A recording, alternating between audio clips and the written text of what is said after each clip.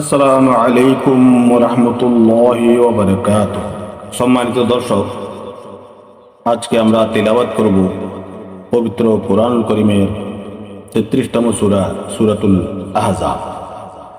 দর্শক, সূরাতুল আহজাব আমরা প্রতিদিন 5 আয়াত 7 আয়াত করে তেলাওয়াত দিব। আপনারা তেলাওয়াত শুনুন, ধারাবাহিকভাবে তেলাওয়াত শুনতে পারবেন।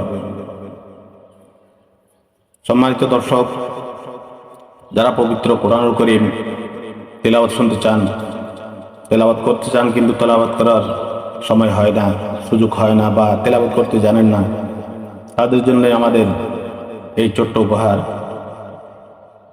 আপনারা যারা কোরআন তেলাওয়াত করতে পারেন না, জানেন না, তারা আমাদের চ্যানেলে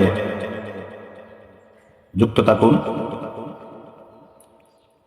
আমরা আপনাদের জন্য সামান্য কোরআন তেলাওয়াত শিক্ষা, নুরানি শিক্ষা, ইসলামিক মাসালা মাসায়েল ইত্যাদি বিষয়ে ভিডিও নিয়ে আপনাদের সামনে হাজির হই।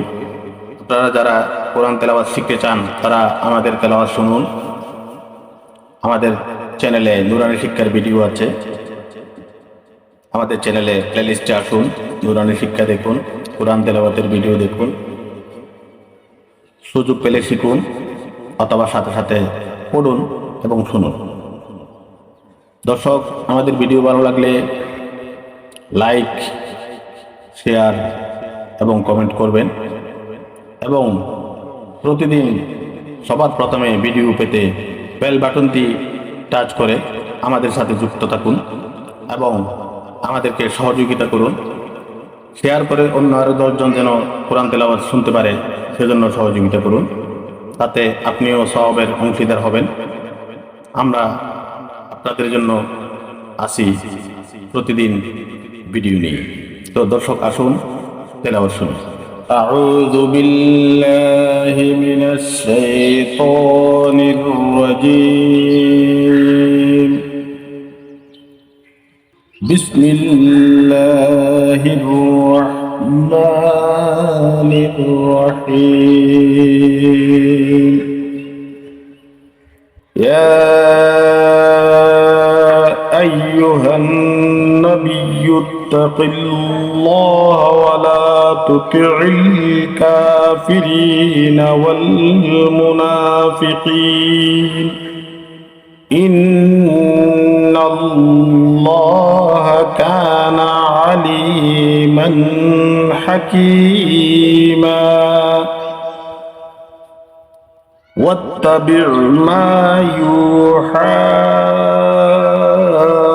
إليك من ربك إن الله كان بما تعملون خبيرا.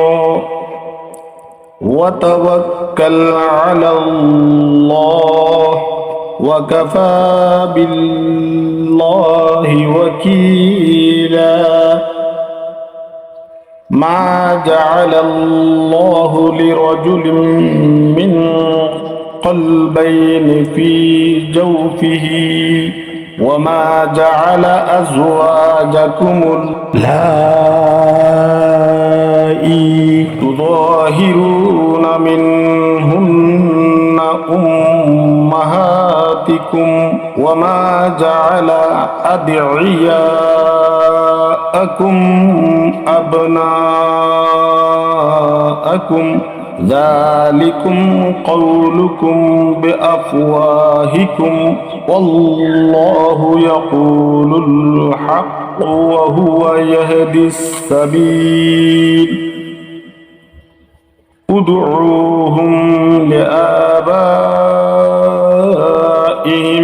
هو أقسط عند الله فإن لم تعلموا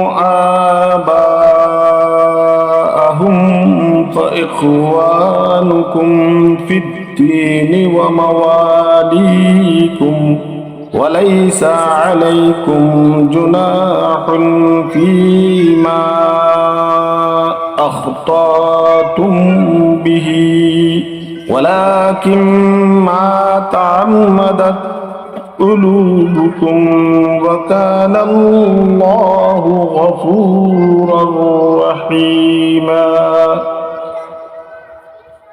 النبي أولى بالمؤمنين من أنفسهم وأزواجه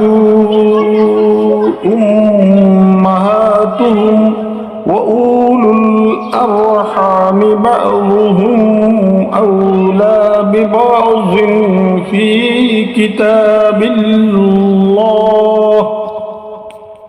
في كتاب الله من المؤمنين والمهاجرين إلا أن تفعلوا إلى أوليائكم معروفا كان ذلك في الكتاب مسطورا. صدق الله العظيم.